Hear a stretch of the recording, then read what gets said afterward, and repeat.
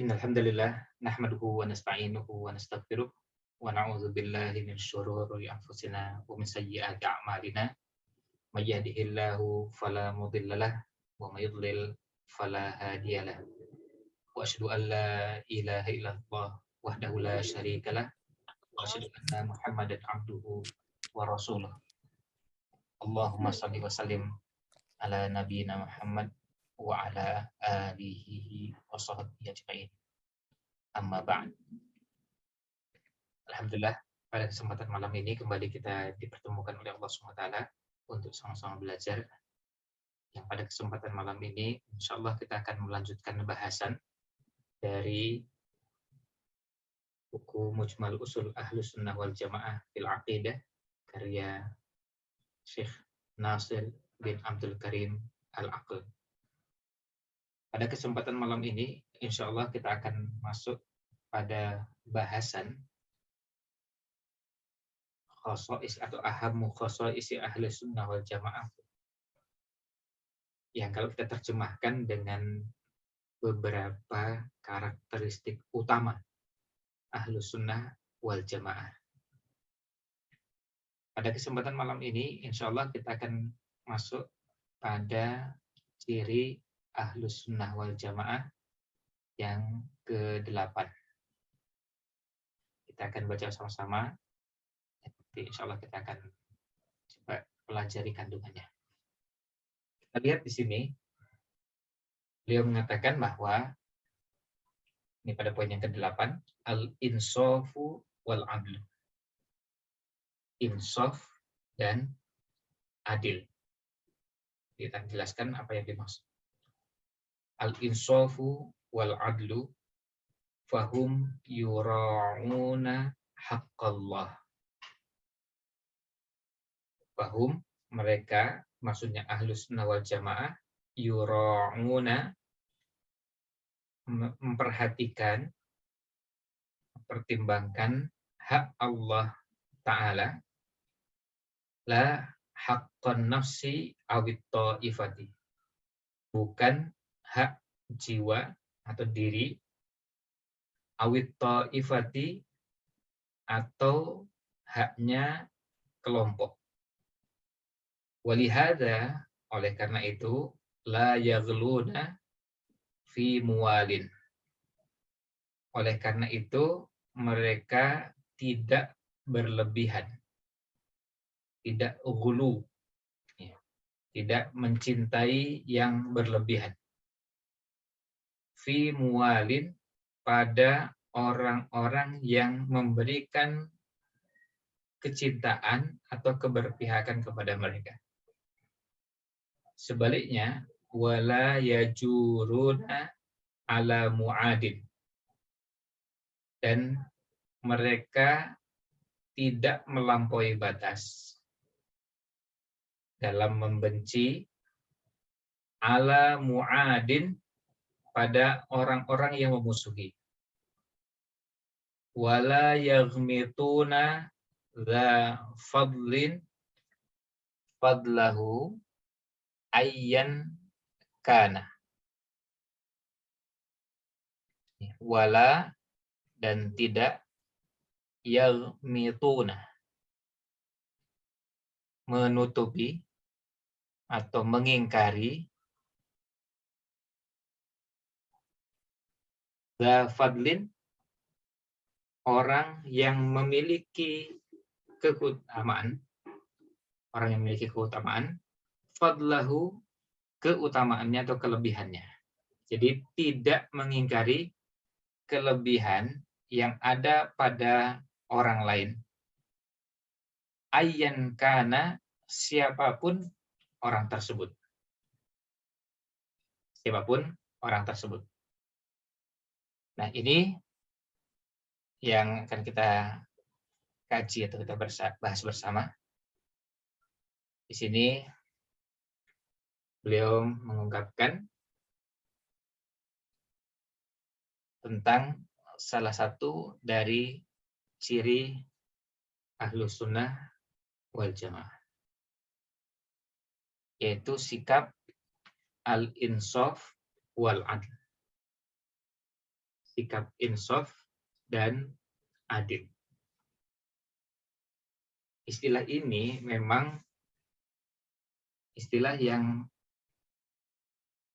saling berdekatan maknanya.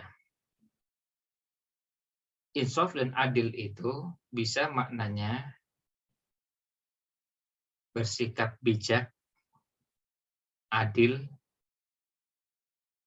atau proporsional dalam membenci atau mencintai. Sehingga tidak membenci yang tidak boleh dibenci, dan tidak mencintai yang seharusnya tidak dicintai. Dan insaf ini dasarnya adalah syariat, bukan ukuran manusia, bukan perasaan. Karena bisa jadi masing-masing kita mengklaim dan merasa bahwa kita adalah orang yang sudah berusaha bersikap adil, bersikap proporsional kepada orang, baik mencintai atau membenci. Ini bisa dialami oleh siapapun. Semua bisa mengklaim. Maka sikap insaf dan adil ini adalah sikap yang muncul dari pemahaman akidah. Makanya pada lanjutannya beliau mengatakan fahum, mereka ini ahlu sunnah wal jamaah adalah orang-orang yang yura'un. Orang-orang yang memperhatikan atau mempertimbangkan hak Allah Subhanahu wa taala. Jadi itu yang dijadikan acuannya. Yang dijadikan acuan adalah haknya Allah Subhanahu wa taala, la haqqan nafsi awit ta'ifati. Bukan haknya pribadi atau diri ini, dan juga bukan haknya kelompok. Sehingga pembelaannya terhadap Allah Subhanahu wa taala, terhadap syariatnya, terhadap agamanya, bukan dirinya atau kelompoknya. Nah, ini yang dimaksudkan dengan insaf dan adil.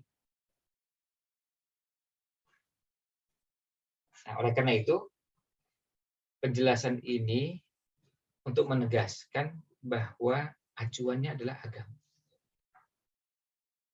Wala yajrimannakum syana'anu qaumin ala alla ta'dilu. Janganlah kebencian kalian kepada sekelompok orang mengantarkan kalian, mendorong kalian untuk membenci sekelompok orang. Akhirnya kalian berbuat tidak adil. Kemudian Allah perintahkan, i'adilu, bersikap adillah kalian. Wa aqrabu littaqwa. Karena adil itu lebih dekat pada sikap ketakwaan. Nah, ayat ini menjelaskan kepada kita, jangan sampai perasaan membuat kita bersikap tidak adil. Kita terbawa pada suasana. Senang atau benci karena perasaan. Bukan karena syariat. Bukan karena haknya Allah Subhanahu wa taala yang dipertahankan, tapi lebih karena ada kepentingan pribadi yang ingin didapatkan atau hak yang ingin ditunaikan. Tapi hak pribadi, kelompok. Maka bisa jadi bencinya karena pribadi, cintanya juga karena pribadi, atau karena kelompok. Nah, ini maknanya. Kemudian, walihada, oleh karena itu, la yaghluna fi muwalin. Oleh karena itu, tidak berlebih-lebihan dalam mencintai. Dalam mencintai siapa? Dalam mencintai orang yang berpihak kepada dirinya. Jadi kalau yang satu kelompok, satu golongan, sejamaah, atau istilah-istilah apapun, maka diberikan kecintaan. Bahkan cintanya sangat berlebih. Sebaliknya, wala yajuruna ala mu'adin, dan tidak berbuat dolim, tidak berbuat aniaya terhadap orang yang memusuhinya. Jadi dasar cinta dan bencinya bukan karena perasaan, bukan karena saya tersinggung, sakit hati, saya diperlakukan begini dan begitu, tapi karena syariat. Sebab kalau perasaan itu sangat relatif. Tidak ada batasan yang baku. Kita ini punya standar berbeda-beda dalam perlakuan orang terhadap kita. Ada orang yang kalau bertemu, berpapasan dengan kita, kurang senyumnya, bisa jadi membuat kita tidak berkenan. Cuma persoalan senyum, kurang senyum. Atau tidak senyum. Yang bisa jadi, mereka tidak senyum itu karena ada sebab-sebab tertentu. Bisa karena sedang pusing, banyak masalah, sampai orang yang berada di depannya yang dikenal dengan baik, tidak diberikan haknya dengan sapaan, senyuman, bahkan salam. Nah, tetapi tidak perlu dibesar-besarkan. Hal seperti ini tidak perlu dianggap sebagai masalah besar, masalah serius, hanya karena tidak senyum. Ini yang dimaksud dengan tidak membenci dan tidak mencintai dengan cara yang berlebihan. Mencintai kepada orang yang berpihak pada dirinya secara berlebihan, atau sebaliknya membenci kepada orang yang memusuhi atau menzalimi kepada orang yang memusuhi sampai akhirnya berbuat aniaya. Wala yaghmituna dza fadlin fadlahu ayyan kana. Dan mereka tidak mengingkari kelebihan yang ada pada orang lain, siapapun mereka. Kita kadang dapati ada kelebihan yang dimiliki oleh musuh kita. Orang yang membenci pada kita. Dan itu tidak bisa dipungkiri. Kelebihan yang dimiliki, keutamaan yang dimiliki yang tidak bisa kita pungkiri. Tidak bisa kita menutup mata bahwa mereka punya kelebihan. Inilah yang menyebabkan kenapa orang bermanhaj Ahlussunnah wal Jamaah itu orang yang matang dan orang yang dewasa. Sebab ketika dia memilih untuk menjadikan Islam sebagai agamanya, maka dia menjadikan Islam sebagai panduan. Dan dia harus siap untuk melihat bahwa ada orang-orang dengan kelebihan dan kekurangannya masing-masing. Nah, sekarang kita akan coba jelaskan lebih lanjut berkaitan dengan kaidah yang ke-8 ini. Kalau kita melihat perbedaan yang terjadi antara umat Islam, bisa kita ringkaskan pada beberapa poin. Yang pertama, ada perbedaan yang berhubungan dengan masalah ijtihadiyah, atau istilah lainnya masalah furu'iyah, atau istilah lainnya adalah masalah khilafiyah. Yang kedua, ada perbedaan pendapat dalam hal-hal yang berhubungan dengan politik misalnya, atau dalam hal-hal yang berhubungan dengan syura. Kita berbeda pendapat dalam beberapa masalah, berbeda cara pandang kita melihat beberapa persoalan yang ada. Yang ketiga, ada perbedaan dalam masalah-masalah usul, dalam masalah-masalah akidah.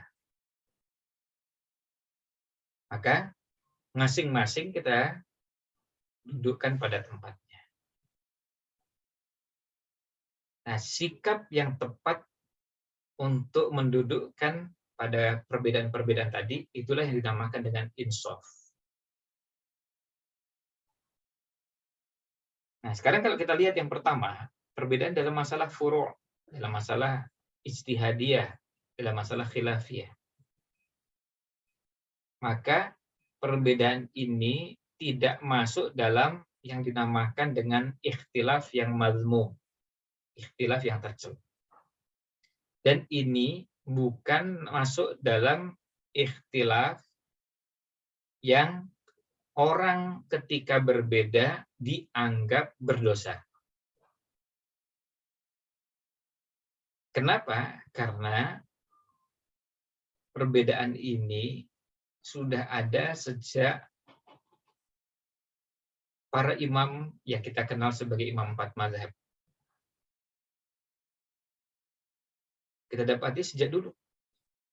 Perbedaan pendapat ini kita bisa rasakan sejak bukan cuma ratusan tahun, bahkan lebih dari 1000 tahun yang lalu.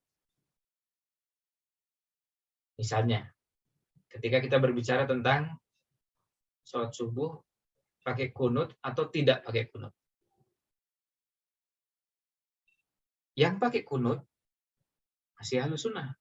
Yang tidak pakai kunut juga ahlus sunnah. Jadi semuanya ahlus sunnah. Kita dapati misalnya Imam Syafi'i ahlus sunnah. Imam Ahmad juga ahlus sunnah. Maka tidak mungkin kita keluarkan beliau dari ahlus sunnah hanya gara-gara kunut dan tidak kunut. Termasuk juga perbedaan pendapat dalam beberapa masalah fikih yang lain. Nah, supaya langsung nyambung dan dengan yang sekarang ini kita rasakan adalah berkaitan dengan apa yang kita alami hari-hari ini. Ada yang berbeda dalam menentukan awal bulan Dzulhijjah. Ini masuk perbedaan fiqhiyah. Masuk dalam perbedaan furu'. Artinya, yang menetapkan Idul Adha-nya tanggal 9 Juli dengan Idul Adha-nya tanggal 10 Juli tahun 2022, semuanya masih umat Islam. Dan tidak mungkin kita mengatakan bahwa yang Idul Adha tanggal 9 Juli dianggap keluar dari Islam. Nah, kalau masuk ke pembahasannya, apa argumen masing-masing, itu nanti pembahasnya akan panjang. Yang berkaitan dengan wahdatul matali atau ikhtilaful matali. Apakah jika sudah ada satu tempat yang melihat diberlakukan secara internasional atau masing-masing kawasan dan wilayah ru'yahnya sendiri. Perbedaan pendapat seperti ini kita dapati sejak ratusan tahun yang lalu. Bahkan kita dapati sejak zaman sahabat. Setelah wafatnya Rasul Shallallahu Alaihi Wasallam, bagaimana kita lihat sahabat Ibnu Abbas radhiyallahu anhu berbeda dengan khalifah. Apakah perbedaan Ibnu Abbas ini dianggap sebagai sebuah penyimpangan? Sama sekali tidak. Dan kita semua ketahui Ibnu Abbas radhiyallahu anhu termasuk salah seorang ulama di kalangan para sahabat.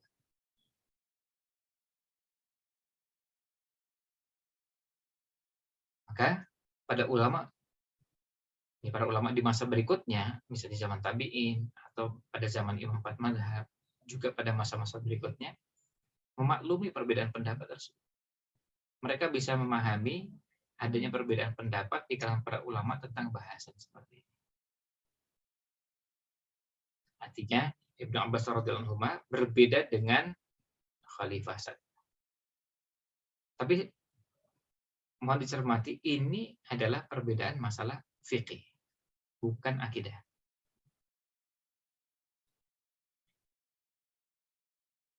Maka Bagian ulama menggunakan istilah fala yadkhulu fi dairatil ikhtilafil madmum. Perbedaan dalam masalah seperti ini, masalah fiqhiyah, masalah ijtihadiyah, tidak masuk dalam ikhtilaf yang madmum, ikhtilaf yang tercela. Wala yadkhulul mukhalifu fi majali ta'zim. Dan orang yang berbeda pendapat tidak dimasukkan dalam bahasan yang berkaitan dengan berdosa atau tidak berdosa. Maka tidak kita katakan bahwa yang misalnya kunut subuh itu berdosa, atau sebaliknya yang tidak kunut subuh berdosa. Ini sikap berkaitan dengan masalah-masalah ijtihadi.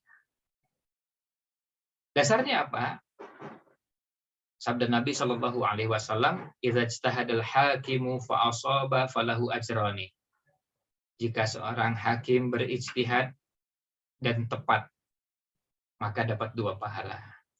Wa idza ijtahada fa akhta'a lahu ajrun.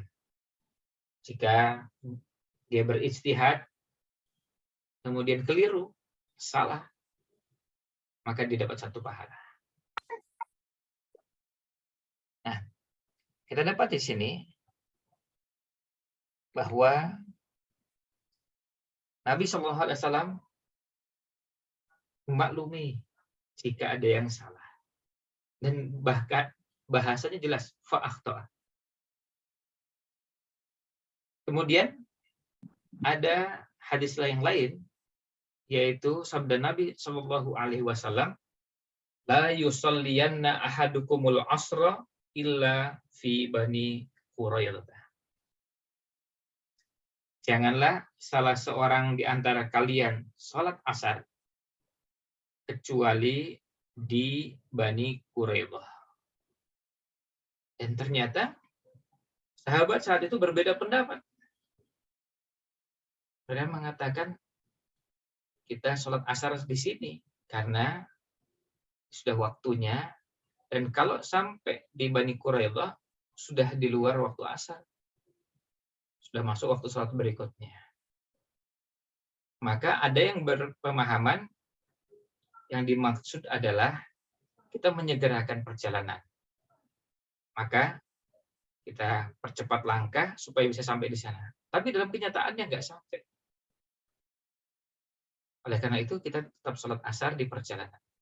Meskipun belum sampai Bani Quraidah. Tapi kelompok yang kedua berpemahaman seperti yang ada dalam hadis ini. Jelas hadisnya. Jangan ada salah seorang di antara kalian sholat asar kecuali di Bani Quraidah. Berarti apapun kondisinya kita sholat asar di sana. Dan ternyata sahabat ada yang melaksanakan ini dan melaksanakan itu. Ketika mereka pulang dan disampaikan kepada Nabi Shallallahu Alaihi Wasallam dengan 2 keadaan tadi, Nabi SAW tidak mengatakan bahwa Anda salah, apalagi kemudian dengan bahasa sesat dan kalimat-kalimat yang mengeluarkannya dari Ahlussunnah wal Jamaah. Sama sekali tidak. Berikan arahan, iya. Tapi mereka tidak diminta untuk mengulang sholat yang sudah dikerjakan. Dan kalau kita melihat perbedaan pendapat di kalangan para sahabat dalam masalah-masalah ijtihadiyah, fiqhiyah seperti ini, kita temukan bukan cuma 1-2 masalah. Tapi bedanya para sahabat, mereka bisa bersikap insaf bahwa perbedaan ini termasuk perbedaan yang kita saling memaklumi. Kita berbeda. Kita saling memaklumi perbedaan yang ada. Nah, ini jenis yang pertama. Jenis perbedaan dalam masalah yang sifatnya fiqhiyah.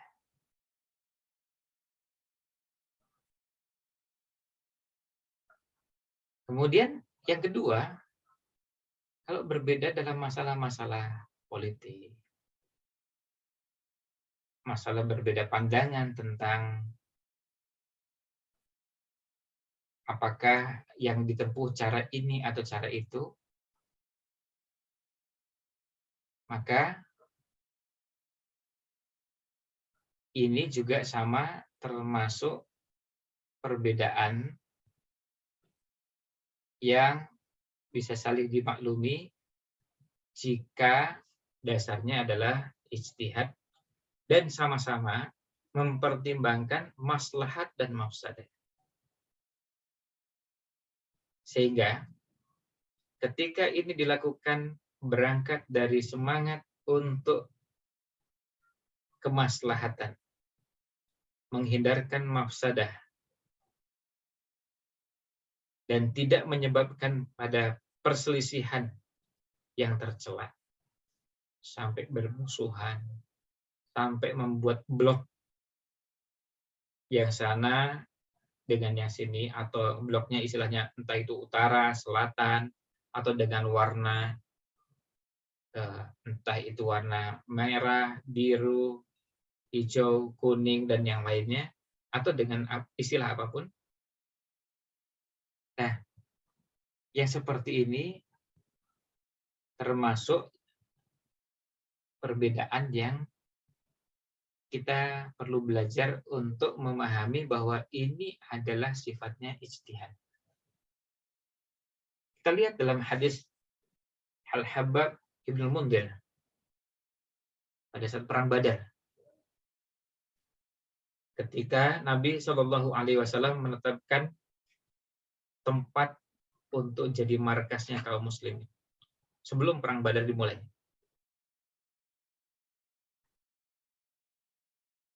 Beliau bertanya kepada Nabi Shallallahu Alaihi Wasallam, "Aro'aita hadzal manzilah, amanzilan anzalakahullahu, laisa lana nataqaddamuhu aw nata'akhkharu anhu?" Ya Rasulullah, apakah pendapat Anda yang memilih bahwa tempat ini sebagai tempat yang kita jadikan markas ini merupakan tempat yang telah Allah tetapkan, yang tidak memungkinkan kita maju atau mundur dari tempat tersebut? Am huwa ra'yu wal harbu wal makidah? Atau ini hanyalah pendapat, ini adalah strategi perang, ini adalah tipu daya dalam peperangan? Maka jawab Nabi Shallallahu Alaihi Wasallam, bal huwa ra'yu wal harbu wal makidah. Nabi SAW jawab, ini adalah pendapat. Ini adalah strategi perang. Dan kalau sudah bicara perang, pasti bicara tentang strategi. Kalau bicara strategi, kadang-kadang yang muncul di permukaan tidak seperti yang aslinya. Oleh karena itu, kita harus bisa memaklumi kalau ada perbedaan-perbedaan seperti itu. Itu sebabnya perlu diperkaya dengan banyak dialog. Nah, kemudian yang ketiga, masih berhubungan dengan sikap al-insaf ini, yaitu menyikapi perbedaan dalam masalah-masalah akidah. Perbedaan yang menyebabkan perpecahan umat. Kalau ini masalahnya sangat serius, karena berhubungan dengan masalah akidah. Orang dikatakan kafir, orang dikatakan sesat, orang dikatakan menyimpang, dan istilah-istilah yang lain. Maka ada istilahnya, bahasannya namanya al-asma wal lughat. Ya, artinya ada istilah yang berhubungan dengan nama berikut konsekuensi hukum yang ada. Nah, ini yang terjadi. Maka pada bahasan yang seperti ini, berlaku sabda Nabi Shallallahu Alaihi Wasallam tentang iftirakul ummah, tentang perpecahan, perselisihan umat ini, dan umat Islam ini akan terpecah menjadi sintaini wa sab'ina firqatan. Jadi 73 golongan. Dalam riwayat yang lain disebutkan 72. Kemudian disebutkan kulluha finnari illa wahidah. Semuanya masuk neraka kecuali satu. Wahiyal jamaah, yaitu jamaah.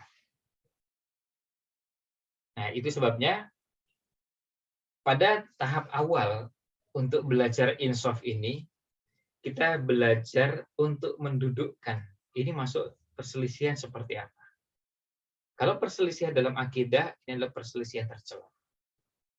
Karena asalnya kita harus sama akidahnya. Tidak boleh kita berbeda. Nah, tetapi ini juga harus didudukkan dengan cermat dan jeli. Jangan sampai perselisihan yang ada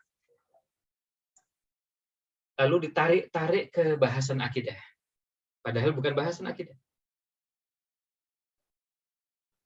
Misalnya, perbedaan dalam penetapan satu Dzulhijjah.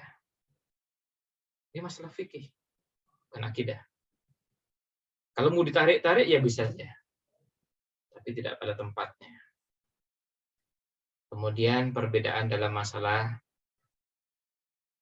yang berhubungan dengan beberapa bahasan-bahasan yang sebenarnya fikih. Misalnya, hukumnya foto. Apakah foto itu dibolehkan atau tidak? Yang mengenal di kalangan para ulama ada perbedaan pendapat.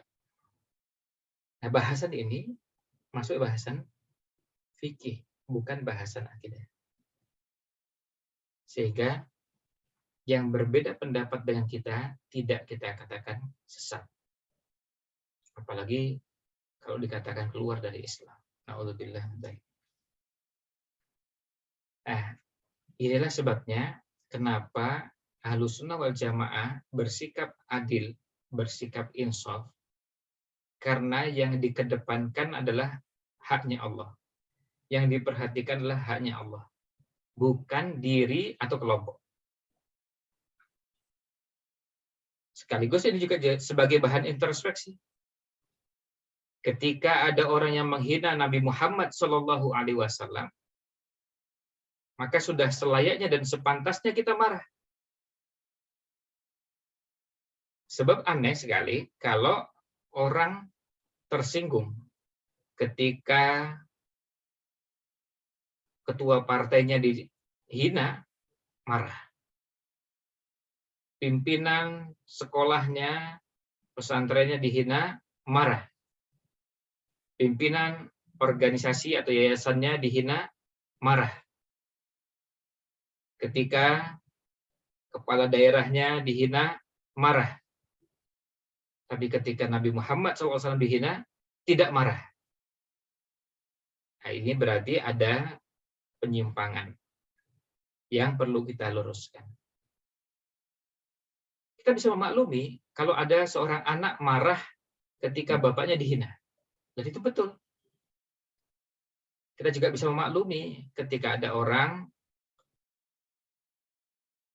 yang marah karena pimpinan partainya dihina. Tapi kita aneh ketika melihat ada orang yang Nabi Muhammad SAW dihina, tidak marah. Bahkan mencoba cari pembenaran atas penghinaan tersebut. Berarti ada pemahaman yang harus diluruskan. Karena yang harus diperhatikan adalah haknya Allah SWT. Ketika Allah, syariat, Quran, Nabi Muhammad SAW dihina, diam saja. Tetapi kalau penghinaan itu terhadap dirinya, orang tuanya, kelompoknya, yayasannya, partainya, ataupun bentuk-bentuk ikatan yang lain, dia marah. Berarti sikap insaf dan adilnya ini belum tepat. Harus dibina, dilatih sampai pada posisi yang benar. Nah, ini karakteristik Ahlus Sunnah wal Jamaah yang ke-8, yaitu al-insaf dan adil. Insaf dan adil ini artinya bersikap proporsional dan adil, menempatkan sesuatu pada tempatnya, tapi rambunya adalah syariat. Maka yang harus diprioritaskan, diberikan prioritasnya. Haknya Allah Subhanahu wa Ta'ala itu yang diperhatikan dan dijaga sebelum haknya pribadi, kelompok, partai, atau apapun ikatan-ikatan yang lainnya. Tidak berlebihan dalam membenci, tidak berlebihan dalam mencintai, dan mengakui kelebihan yang dimiliki oleh siapapun. Ini menjadi ciri Ahlus Sunnah wal Jamaah. Demikian, mudah-mudahan ulasan ini ada manfaatnya. Mohon maaf jika kurang berkenan, karena sudah masuk waktu Isya. Cukupkan. Wallahu a'lam. Sallallahu alaihi wasallam ala Nabi Muhammad wa ala alihi wa ajma'in.